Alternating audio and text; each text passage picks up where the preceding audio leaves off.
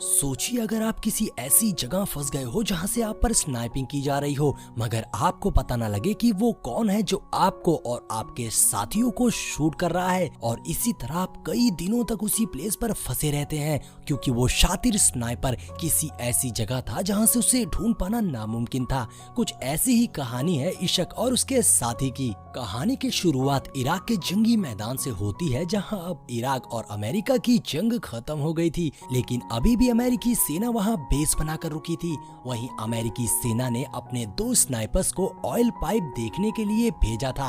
अब 2 अमेरिकी स्नाइपर इस्सक और मैथ्यू ऑयल पाइपलाइन पर पहुंचकर देखते हैं कि पहले से ही किसी ने पाइपलाइन के वर्कर्स को मार दिया है। इसलिए वो दोनों अपनी गन से घात लगाकर बैठ जाते हैं कि अगर वो वर्कर्स को मारने वाला वहां आएगा तो वो दोनों उसे मार देंगे।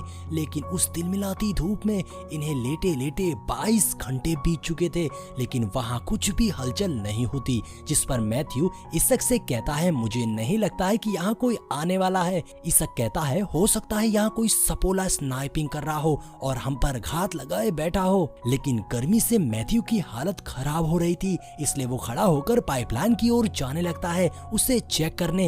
इशक कहता है, तू कहाँ जा रहा है? जिस पर मैथ्यू कहता है, तेरे बाप के लिए पेट्रोल लाने जा रहा हूँ। इशक मैथ्यू पर पूरा फोकस रखता है। इधर जैसे ही मैथ्यू पाइपलाइन के पास मरे वर्कर्स को देखता है तो उसके होश उड़ गए थे, क्योंकि जितनी भी वर्कर्स मरे थे उन सबको हेड शॉट मारा गया था। और अब मैथ्यू समझ गया था कि यहाँ कोई छिपकर स्नाइपिंग कर रहा है, और वो ये बात इशक को भी बताने की कोशिश करता है, लेकिन इशक का स्कोप ठीक से काम नहीं कर रहा था। जिस पे मैथ्यू कहता है, अबे मरकंडे, तुझे डीन का स्कोप लाने को किसने कहा था? तभी कोई मैथ्यू के टांगों पर गोली मार देता है, जो देखकर इशक फौरन तेजी से मैथ्यू की ओर भागता है। इशक स्नाइपर की गोली से बचने के लिए जिग-जैग फॉर्म में भाग रहा था, लेकिन इसका कोई फायदा नहीं होता। स्नाइपर इशक के भी टांगों में गोली मार देता है।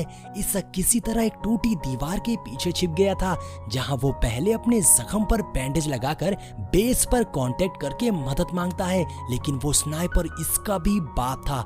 वो गोली मारकर इशक का रेडियो तोड़ देता है। इधर मैथ्यू जैसे ही गन उठाने की कोशिश करता है तो इशक कहता है, मैथ्यू तुम बिल्कुल भी मत हिलना, क्योंकि वो कमीना स्नाइपर छिपकर पता नहीं तुम्हारी बॉडी में कहां छेद कर देगा। अब इशक किसी तरह उस दीवार के छेद में स्कोप को सेट कर लेता है और वो ये बात मैथ्यू को बताता है, लेकिन मैथ्यू का कोई भी जवाब नहीं आता, जिससे इशक को लगता है कि मैथ्यू मर गया।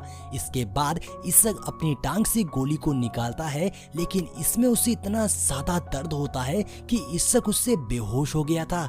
अब कुछ देर बाद इशक का रेडियो में कुछ हलचल होती है, जिस पर इशक जाग गया था। इशक को लगता है कि उसके बेस वाले उससे कांटेक्ट कर रहे हैं, इसलिए इशक अपने बेस से मदद मांगने लगता है। जिस पर रेडियो वाला बंदा कहता है, हम तुम्हारी लोकेशन ट्रैक नहीं कर पा रहे, इसलिए या तो तुम अपनी जगह पर खड़े हो जाओ या फिर हवा में फायर कर दो। अब ये बिन सर पैर की बातें सुनकर इशक हैरान होता है, क्योंकि सोल्जर्स को ट्रेनिंग के दौरान ऐसी सिचुएशन में ये दोनों चीजों करने से सख्त मना किया गया था। और अब इशक रेडियो वाले बंदे की आवाज को ध्यान से सुनता है तो उसे समझ आ जाता है कि रेडियो वाले बंदे की आवाज अमेरिकन नहीं है, यानी कि वो वही स्नाइपर था। इसलिए इशक कहता है, मैं जानता हूँ तुम कौन हो कमीने। जिस पर स्नाइपर कहता है, अच्छा तो तुमने मुझे पहचान लिया, लेकिन अब तुम्हें मुझसे लगातार बात करते रहना होगा, नहीं तो मैं तुम्हारे बेहोश पड़े दोस्त को गोली मार दूंगा। ये स्नाइपर बोल तो ऐसे रहा था जैसे इशक उसकी गर्लफ्रेंड लगती है, लेकिन स्नाइपर की गलती सुनकर इशक को स्नाइपर की बात माननी ही पड़ती है। स्नाइपर कहता है, और बता क्या चल रहा है? जिस पर इशक कहता है, भाई साहब फॉग चल रहा है। दोस्तों इशक काफी चालाक था, वो बात करते हुए स्कोप से देखकर उस जगह का मैप तैयार कर रहा था ताकि वो स्नाइपर की लोकेशन ढूंढ सके। और अब इशक उस स्नाइपर से पूछता है कि तुम कौन हो? जिस पे स्नाइपर कहता है, मैं तो बस एक आम आदमी हूँ। जिस पर इशक कहता है, नहीं तुम तो एक आतंकवादी हो, तुमने अपने देश के वर्कर्स को मार दिया। जिस पर स्नाइपर कहता है, वाह बेटा, हमारी जमीन पर हथियार लेकर तुम आए हो और आतंकवादी मैं हूँ। ये सब बकवास छोड़ो, ये बताओ तुम्हारे घर में और कौन कौन है। जिस पर इसक भड़कते हुए कहता है, घर वालों को बीच में मत लाओ। जिस पर स्नाइपर कहता है, ज्यादा भड़को मत, वरना मैथ्यू को गोली मार कर तुम्हारा गुस्सा ठंडा कर दूंगा। इसक ये जानकर बिल्कुल हैरान रह गया था कि स्नाइपर मैथ्यू और इसक का नाम जानता है। दरअसल ये स्नाइपर पिछले 24 घंटे से इसक और मैथ्यू पर नजर रखे हुए था और उसे इन दोनों की रेडियो फ्रीक्वेंसी का भी पता चल गया था। इन सब से इसक का गला सूख जाता है और वो अपनी पानी की बोतल निकालता है, लेकिन वो देखता है कि उस स्नाइपर ने बोतल पर शूट कर दिया था। अब स्नाइपर का इतना सटीक निशाना देखकर इशक के होश उड़ गए थे, लेकिन इशक किसी तरह अपनी सारी तिकड़म लगाकर स्नाइपर की लोकेशन को खोज ही लेता है कि स्नाइपर कूड़े के ढेर में छिपा है। लेकिन इशक समझ गया था कि इतनी देर तक कूड़े में छिपे रहना आसान नहीं है, ये काम जुबा ही कर सकते हैं। इसलिए इशक पूछता है कि क्या तुम जुबा हो, जिस पर स्नाइपर जुबा होने से साफ इनकार कर देता है।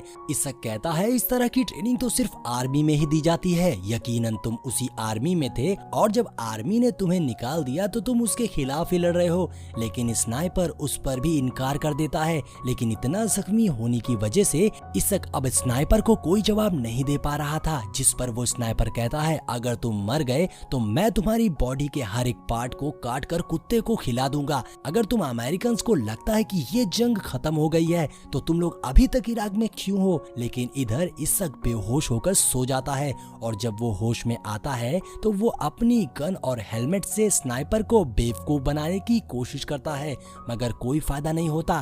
तभी वहाँ तेज हवाएं चलने लगती है जिसमें स्नाइपर निशाना नहीं लगा पा रहा था। इसका फायदा उठाकर इसक वहाँ मरे पड़े साथी सोल्जर्स का सामान उठा लेता है, जहाँ उसे सोल्जर्स से कुछ खाने को तो मिल ही गया था, लेकिन दूसरे सोल्जर का भी रेडियो खराब हो गया था।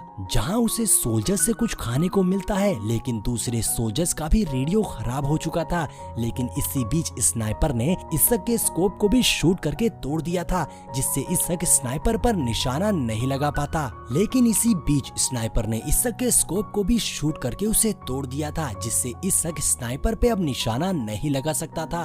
तभी इसक को मैथ्यू की आवाज आती है, यानी मैथ्यू अभी भी जिंदा था और मैथ्यू ने स्नाइपर और इसक की सारी बातें सुन ली थी। इसलिए इसक मैथ्यू से कहता है कि वो स्नाइपर कूड़े के ढेर में छिपा है, मैं उस स्नाइपर से बात करके उसे डिस्ट्रैक्ट करूंगा। इसी बीच तुम स्नाइपर की एग्जैक्ट लोकेशन खोजो। जिसपे मैथ्यू एक मिरर सी चीज से स्नाइपर को खोजने लगता है। इधर स्नाइपर बताता है कि मैं भी पहले एक आर्म टीचर था, लेकिन तुम अमेरिकन ने मेरे एक स्टूडेंट को मार दिया, इसलिए अब मैं तुमसे उसका बदला लूंगा। तभी वहाँ धूल भरी हवा चलने लगती है, जिसका फायदा उठा के मैथ्यू अपनी गन से स्नाइपर पर गोली चलाने लगता है। लेकिन स्नाइपर मैथ्यू को गोली मार देता है और अब मैथ्यू इसक के पास आने लगता है, लेकिन स्नाइपर मैथ्यू के कंधे पर गोली मारकर उसे खत्म कर देता है। जो देख इसक की सारी उम्मीदें खत्म हो गई थी, उसे बहुत ज्यादा दुख हो रहा था। स्नाइपर कहता है, तुम मुझे अपने बारे में बताओ, जब तक तुम बोलते रहोगे तुम जिंदा रहोगे। जिस पर इसक स्नाइपर को अपना बहुत बड़ा राज बताता है। इसक कहता है, मैंने ही अपने साथी डीन को मारा था, लेकिन मैंने ये जानबूझकर नहीं किया था। मुझसे मिस फायर हो गई थी, जिससे मेरी गोली डीन को लग गई। लेकिन मैंने ये बात आज तक किसी को नहीं बताया, बल्कि मैंने कहा कि डीन को दुश्मनों ने मार दिया। ये बात आज भी मुझे बहुत दुख देती है। तभी इसक वहाँ बाकी मरे सोल्जर्स के रेडियो एंटीना को अपने रेडियो से बदलकर बेस से कांटेक्ट करने लगता है और फाइनली उसका बेस से कांटेक्ट हो जाता है। लेकिन उस रेडियो का माइक खराब था, जिसके चलते बेस वाले इसक के मैसेज को नहीं सुन पा रहे थे। और अब इस सब से इसक को समझ आ गया था कि असल में पाइपलाइन पर काम कर रहे वर्कर्स ने कभी अमेरिकी बेस से हेल्प मांगी ही नहीं थी, बल्कि वो स्नाइपर खुद को अमेरिकन सोल्जर बनाकर बेस से सोल्जर्स से हेल्प मांगकर उन्हें यहाँ बुलाता था और उन्हें गोली मार देता था। अब इसक काफी थक गया था, जिससे वो बेहोश हो जाता है। जब काफी देर बाद उसे होश आता है तो वो देखता है कि वहाँ काफी शांति थी, इसलिए वो एक रस्सी पर पत्थर बांधकर किसी तरह मैथ्यू की गन को अपनी ओर खींच लेता है और फिर उस गन से कचरे के ढेर पर निशाना लगाने लगता है। तभी इशक को हेलीकॉप्टर की आवाज सुनाई देती है।